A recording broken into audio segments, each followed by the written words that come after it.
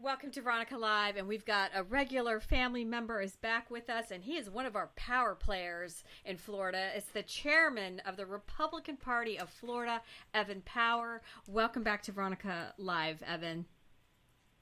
Thank you for having me, as always. Well, we've got a lot going on, so I wanted to high-five you because November is right around the corner. I am petrified. I've been doing so many shows every week, and every other guest is, I'm for Trump, or Kamala's got the edge.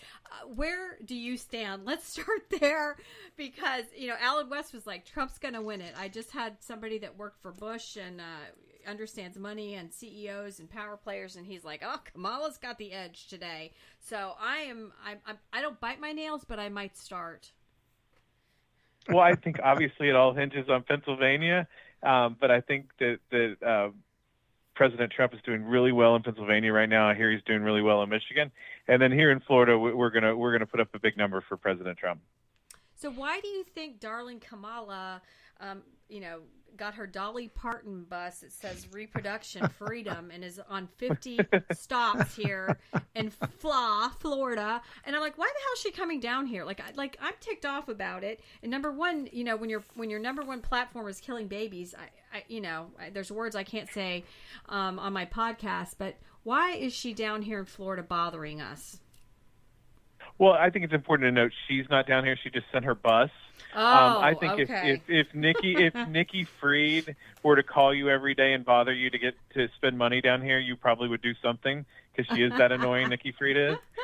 So that's what they're here for. They're here to talk about their manufactured issue, which is the abortion issue. But here's the thing: Floridians care about three things in this election. It is immigration, the economy, and inflation. That's what people care about in Florida, and she will not talk on those issues. Right. No, she won't. So why is it Nikki Fried or Lauren Book? What I'm saying that Florida is in play for Harris. And Nikki keeps saying Florida's in play, and she uses several tactics. But if you look at Nikki, she's chairman of the party in hopes of running for governor again, and we outraised her 7-1. We have a 1 million voter advantage. And we've outworked her. So all she has left is communications, and she's telling everybody Florida's in play and hopes that people will give her money. But she raised, and this is an alarming figure if you're a Democrat, she only raised $2.2 million from April until the report right before the primary. At the same time, we raised over $15 million. So that tells you where we are. Wow. So who are, it's what was it, like 4 years ago, we had like a 300,000 deficit as far as Republicans versus Democrats, and now we're plus 1 million. Who are these people that this 1.3 million shift? Who are those folks? There's a lot of people in the Panhandle who are historically what they call Dixiecrats who've come home. During COVID, a bunch of people moved in that were conservative people from blue states that have become Republican. And then the factor that we don't talk about, that's a net voter advantage. We have cleaned the rolls and removed a lot of bad voters from the voter rolls, which has helped our advantage. Because if you look at the fall off on Democrats, it's much higher than it was from Republicans when we started cleaning voter rolls in every county. That's wonderful. And I saw Texas is doing that too. So obviously Florida and Texas were leading the way. No, we are. I think we've taken election integrity very seriously here in Florida because we have a track record of those close elections. And what you've seen is once you get into the voter rolls and you clean them out, it leads to a much safer, better electorate. And I think Texas is following our lead on that. And I think hopefully we'll get a lot of other states to do that. And then we'll have much cleaner, fairer elections nationwide if that's the case. So I've asked all the Republicans, Alan West was just on here, and I was like, did you watch the DNC? Because I felt like I suffered 4 days that I can't get back because I watched every speech. And then I watched the CNN Dana Bash interview, and she only bashes Republicans. It was such a gimme interview. Did you watch all of that nightmare? I thought it was in the horror movie for 5 days of my life. Evan, did you watch all of that or just the highlights? What were your takeaways? I unfortunately watched it myself because I needed to hear what they were saying out there. Well, next time I'm texting you, backup. and then I'm like looking at it, and they put Biden after prime time because they obviously don't respect him. Oh, I know, that was rough. And so, I mean, it's just they really don't have a lot to sell. So all the convention when I watched the Democratic convention, it was just that they hated Donald Trump. It wasn't that they had some solution to fix any problem. No, that, and then let's kill babies at every moment was my other huge takeaway from that. So how is it that they're pushing this woman? They're trying to manufacture her like she's some beautiful Barbie and perfect, and now they're in love with her, and she worked at McDonald's, and now we found out that she didn't work at McDonald's. I mean, I think it's good for us. What do you think's going to happen at the debate on September 10th? Well, I'm interested to see her off the teleprompter. Because I don't think she does well off the teleprompter. What's important to remember about Kamala is this is someone who ran for president and never got a primary vote in that period of time because she had to drop out before she even got to the primaries.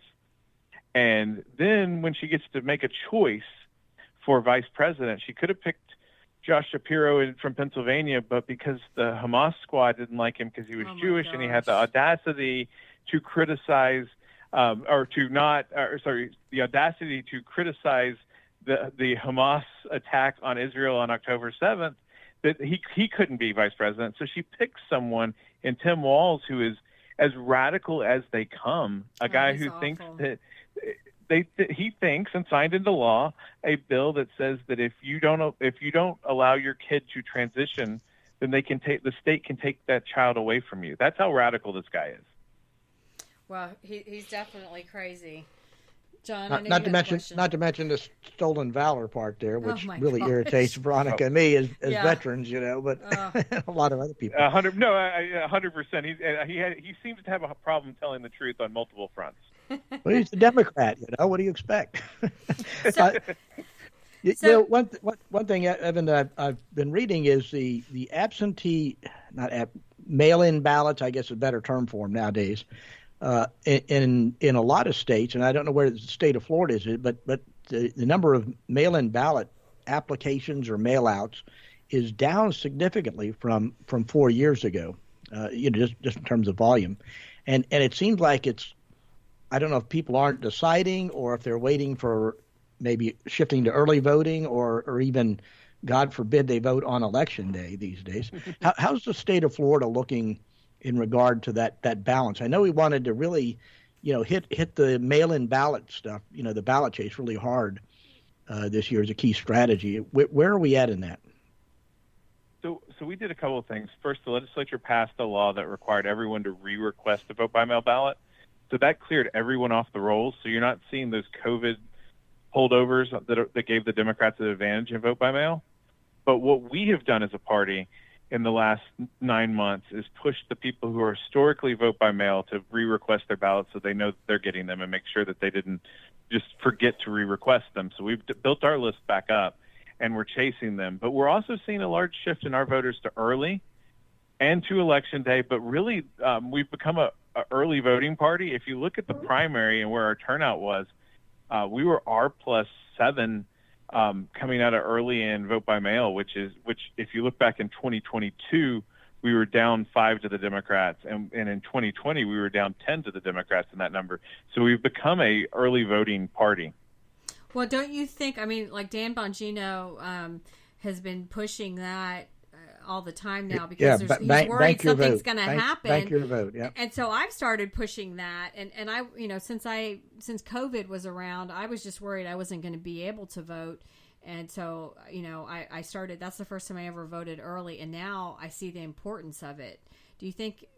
Well, I know Florida, we've got great election integrity, but do you think other states need to early vote, and it should be like the new mantra? No, it is, and it is something the RNC has made the new mantra, because, and I'll tell you from a party chairman standpoint, if you go vote by mail or vote early, you save me the resources so I can go push more low propensity voters to turn out on election day because you save me those resources because you've banked your vote early. We know it's been counted. We know it's there, and we can go try to find new voters to bring to the polls. Well, and I think that's the thing. I want to make sure it makes it, Yeah.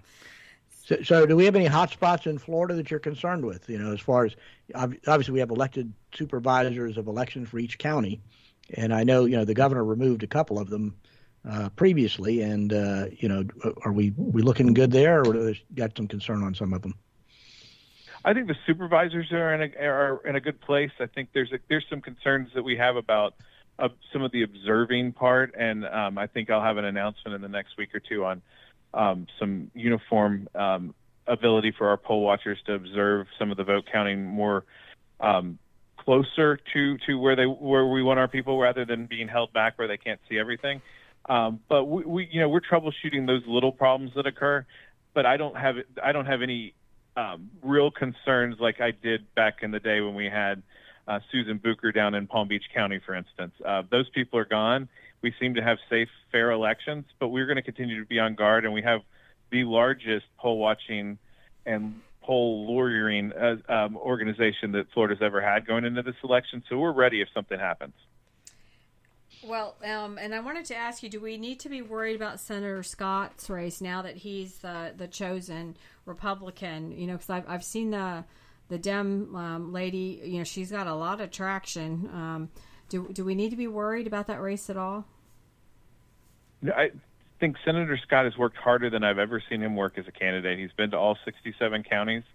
The polling that I'm seeing has him in a very good place, and I know that the senator is committed to running through the tape on this election, and I think he's going to have the resources to communicate his message, and I think he's also going to benefit from our newly minted million voter advantage, where I think he's going to win the first election in his history by more than 1%, which I think would be a good thing for the state of Florida. Wow. And then have other states been reaching out to you for any, how Florida does it, kind of help? When I go to RNC meetings, it's funny. I get a lot of questions on what Florida does, and I tell people that it is because we have candidates who've run here in Florida who have governed on the same promises that they did when they campaigned, and that success breeds success. So you need to find good candidates who are going to do that. But we're also the ground game we've generated. I'm in contact with the Georgia chairman, and we're going to work on a couple of things to put some Florida resources into Georgia and put some boots on the ground over there, because we know like if we're going to win Florida comfortably, we need to get Georgia over the finish line too. So we're working together on some things to help Georgia perform well for us, so that hopefully on election night we'll have a lot of victories. That's good. Our new state committee woman here, Nancy Viejo, just got elected. She beat Mitzi Prather in the state committee woman election, and that's one of the things she was doing. She's going to Mississippi to help out over there. She's from Bucks County, Pennsylvania, which that's where I actually moved down here from Florida, from that area, and she still knows people up there, and she's up there trying. They turned Bucks County, which was a deep blue county in Pennsylvania. It's north of Philadelphia, one of the suburbs, and they turned that Bucks County red, Republican, and so she's out trying to replicate that over in Mississippi and help out. And Florida, I think, I'm confident Trump's going to win Florida. That's not a problem. But as you point out, Georgia's where we need to help, and I'm almost tempted to change my registration from Florida to Georgia. Go up there and vote. Oh my goodness, John! Breaking news on Veronica Live with our chairman. I have a house in Georgia, so I could probably legally do that. Okay, but, you probably could, but we need you here in Florida, so let's not go too far.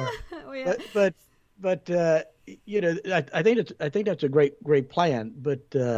As far as the amendments go, do you think particularly Amendment 3 and 4 are going to help the Democrats drive turnout on their side to support that? And I wanted to ask you, because those are the hot, everybody's talking to me about them, Evan.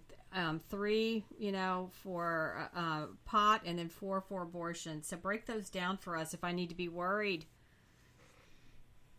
I will tell you this: there are a lot of resources being put together to battle both 3 and 4.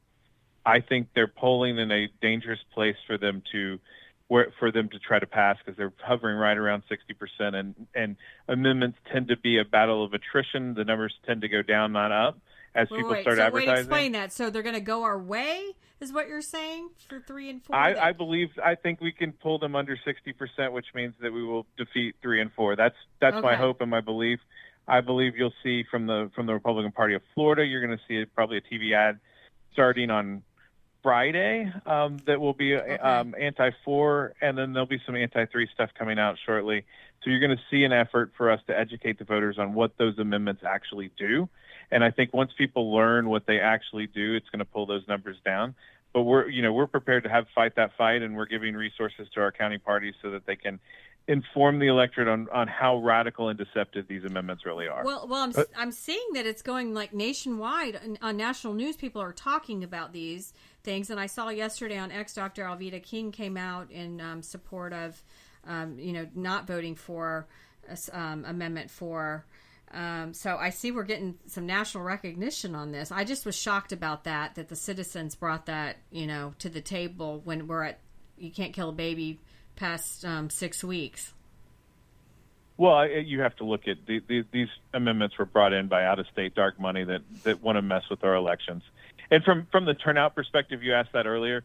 When you actually look at some of these other states that have had these amendments on, you don't see that big a difference in turnout. And I look at the polling, and I told you the 3 things Florida voters care about. If you look at a list of that, abortion is like 5 or 6 on the issues that people care about. And so I don't think it's going to drive and find new voters. Okay. I think we just have to educate our voters on how radical and deceptive the amendments are. Because sometimes people are like, well, it doesn't do this or it doesn't do that. But if you look at both 3 and 4, they are deceptively written without definition so that they achieve goals that our voters are not okay with.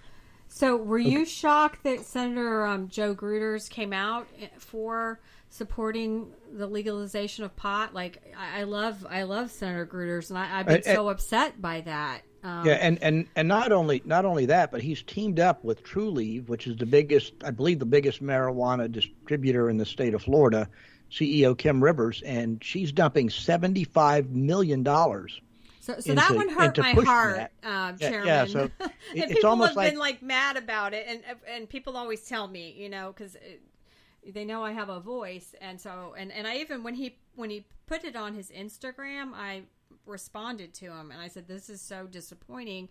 And then I've been seeing Christina, I can never say her last name, Pushwa, has been fighting really hard on her ex against 3 and 4. So were you shocked by that? Because you guys run in the same circles, and I love you both, so that's why it was so shocking to me. It was a little shocking to me. Joe and I had a preliminary conversation on it. I didn't know he had made up his mind. Okay. Here's where I am is I think that, I'm okay with having a conversation nationally about where we want to go on marijuana policy, but that conversation belongs on the national level. Okay. Because marijuana is illegal on the national level, and there's just no way around that. You can have a conversation on whether people should go to jail for for small possession. That's fine, but that's not what this amendment does. This amendment gives one company a monopoly, and that's why they're willing to spend $75 million on a ballot initiative, because they're going to get all the business. And that's not anything that Joe has talked about. And smoking in public and all of those things can be things that we talk about. But this amendment gives one company a monopoly, and I don't think the people of Florida should be in a place where one company has a monopoly on something. Well, and to me, that's like a Nikki Fried, agenda item. Why would we ever align with her on this? Which I don't want people in jail for 100 years, but if you're going to smoke it, find the hell out of them, because I don't want to smell it. So. Correct, and I think we should have those discussions. And this is where I go philosophically: is that these are issues that the legislature should handle, not the Constitution. Right. And the only reason they're being done is because dark money is being pumped in to try to influence things that they can't get through the legislature. On the abortion amendment, it is George Soros money that wants to do it. In this instance, on Amendment 3, it is one corporation that seeks an advantage. And that's the Constitution is not a place for a corporation to get an advantage. Are you seeing more dark money this election cycle? On those 2 amendments, we're seeing a lot of it. I mean, you talk about the combination of those is over $100 million of money coming in to force constitutional amendments. Put somewhere else. And, one thing I was mentioning, particularly on the marijuana amendment, if it passes, I think it's a slippery slope kind of thing there. We did the medical marijuana, which, agree or not whether it's effective or not. I think that's fine. We made it way too easy to get the card. Pay your $300 and you've got your card. Evan, but we have dispensaries all over here, and I'm sure in Tally you have them too. Yeah, they're on every corner. But I think the next move, if this gets approved, and I think John Morgan is the one that's really pushed this, is he wants to see everybody that's been incarcerated for any marijuana-related offense released. So, to me, back to the Soros kind of thing there, and the Soros liberal, prosecutors, where they don't want anybody in jail. It just seems like that's kind of where we're heading if this thing gets approved. That'll be the next step, is to let all these people out of prison. No, I think you agree. And my problem on this whole thing is that it seems like our state government has done a very good job of making our state very conservative, which is what's attracting all the people here. And they're using this amendment process to undo the work of the legislature and make us less of a success so that we're not as much of the beacon of freedom that we've been under our government recently. And I think you are right. It's a slippery slope. If they win on one constitutional amendment, they win on the second constitutional amendment, and then you turn into California very quickly, where these dark money groups can legislate through the Constitution and go around the good work that we've done for the last couple of years. And what are your thoughts on Amendment 6, the repeal of public campaign financing? Are you feeling pressure on that amendment too? I think it's good policy. I don't think there's a lot of people who are going to spend money pushing it. But I don't think our tax dollars should be going to fund campaigns. I think anyone who's running with a solid message finds a way to put plenty of TV ads on our TVs or finds ways to campaign. So I just don't think that's the role of government. And how is Tallahassee now that Governor DeSantis is fully back being our governor? Is it all kumbaya over there in Tally, Evan? I will say this: we are all unified and working to win for a Republican team up and down the ballot. And I think that everyone knows how important it is on election night for us to send a message to the rest of the country that Florida is the beacon of freedom, and this is where you want to model your state after, because Florida leads the way.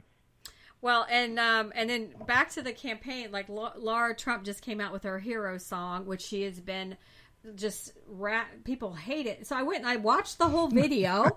I'm like, what's so bad about? There's nothing bad about the song, but the attacks on this poor woman, I felt bad for her. So how is the Trump campaign doing? Besides, people don't like her song, and I thought it was fine because she liked firemen. It was a beautiful support of firemen that don't always get remembered. Well, I will say this, and I was on when we had the RNC problems and talked about all of that. The new leadership of the RNC under Chairman Whatley and Co-Chair Trump has been night and day. We get the resources we need. The Trump campaign is 100% plugged in with the party, and we're all working and accomplishing the same goals and sharing data, sharing information. And it's the most, and I'll say this, it's the most unified and cohesive team I've ever seen put together, because we're all working to get to the same place. And I will say too, they love to hate on all the Trumps, and you know how the media is. But I have gotten to know Co-Chair Trump because of her involvement in the RNC. She seems wonderful. And she's a wonderful lady, and she does a tremendous job fundraising for the RNC and fundraising and helping us achieve our goals. And so I think some of that hate comes from the fact that we're being immensely effective on election integrity, on fundraising, and standing up a campaign operation. So there's a lot of hate that comes from the left because of that.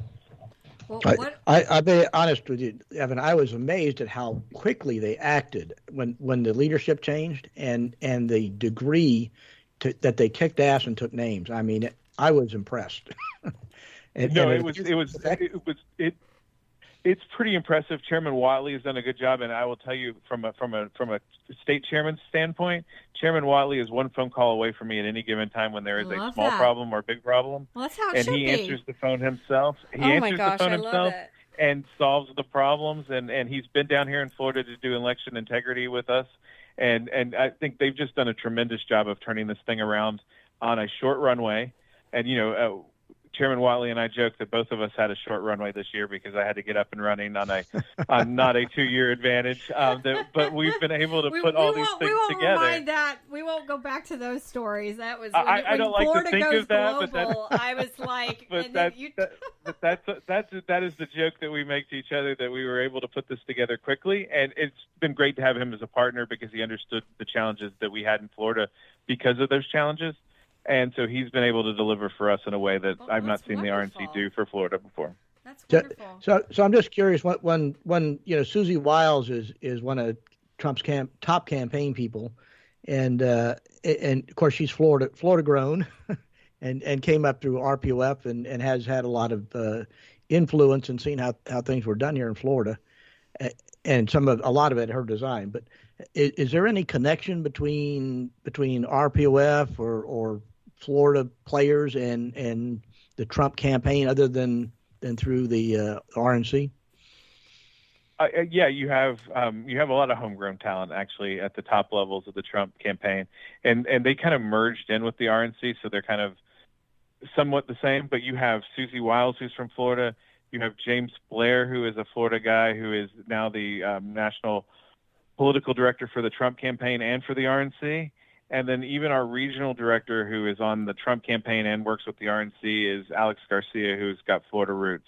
So there's a lot of Florida players. And Brian Swenson, who's also another Florida player that I know you guys know, is on the field operations for the Trump campaign and one of the main leaders on the field ops over there. So you have a lot of Florida talent, people that I know personally and have been friends with for a lot of years. So we're communicating all the time together, based on the fact that we've been doing that for years already. Well, one of the things about watching the RNC, like I left with my heart warm, and I don't know, it was just so beautiful. It was so well done. All the speakers were incredible. It was not negative, and the DNC was this negative nightmare, for 4 days. So did you think the RNC did a wonderful job? I thought it was fabulous, honestly. It was the most unified and uplifting convention I've ever seen or watched or been involved in, and I think we all left there fired up. And I think the negativity you're seeing from the Democrats is the fact that Republicans are running on something right now, and the Democrats have no policy to run on, because we know what that policy is. It's the 3 years of failure under the Harris-Biden administration. All right, so debate is next week, and then November's right around the corner. Do you think she's only going to debate once, probably, if we're lucky? If we're lucky, she shows up to that debate. I don't think we're going to see another debate from her, because I don't think they want her off the prompter for that long. Well, I actually got put in X jail for a week when I said that she would say she had COVID and wouldn't show up to the debate, and that I was banished for a week. That is exactly what I said. I didn't even use any profanity. So, well, I thought the best one I heard was the Alexa thing there. Where they asked Alexa about tell me some stuff about voting for Donald Trump, and it says Alexa, well, I can't take sides in an election. And it says, well, tell me something about voting for Kamala Harris. And it gives you this whole resume of stuff about why you should vote for Kamala Harris. McDonald's. Yeah. She loves Joe Biden. That's been the funniest thing, is that everybody's been brown-nosing Joe Biden, even George Clooney, Oprah, everything. And then yesterday, I'm sure you saw it, on X, Evan, when he came out and he was banished to the little, like when you have kids at Thanksgiving and they have to sit at the fold-out table, and it looked like he was like at the Thanksgiving kid table yesterday, which I don't even know why they're letting him out of the basement, honestly. Well, my life's a little different with the little guy around. I call it the Fisher-Price White House now, because everything else in my house is Fisher-Price. Which I was going to harass you, because your son Emerson was in, he was in FSU, like an outfit. Now, the child is scrumptious, and I want to, come babysit, but I will be bringing I retired the UF outfit this weekend. No, I'm a hurricane mom, too. So back to Miami. The baby, okay. Emerson, will be wearing hurricane I'm tired. And then I did see Casey DeSantis was in the swamp with Mason wearing gator stuff. So I was like, woo, the DeSantis like to go to the swamp. So, but I'm in love with your son. I just wanted to, let you know that. What are we missing? What are we missing, Evan? It's always such a pleasure talking to our chairman. No, you're doing a good job. I think, obviously we're very fired up here about what we're going to do in this election season and winning. And I think from a standpoint of we're only 60 days away from this all being over. But I will tell you, everyone who's listening, to go walk more doors, to go talk to people, get everyone to go vote, because we want to send a strong message from Florida that Florida leads the way and that we're going to win here, and we're going to win here big because of the policies that we've done here in Florida, and that we are the beacon of freedom for the rest of the country. So we're fired up and trying to communicate with every voter we can. Well, God bless you. We've been talking with our Republican Party of Florida Chairman Evan Power, and I messaged you the other day. I'm like, I hope you're sprinting okay. I'm praying for you because 60 days seems like an eternity, Evan, and it's been such a pleasure having you back on Veronica Live. Thank you for having me. It's always fun to be on with you guys. All right. Thanks for joining Veronica Live.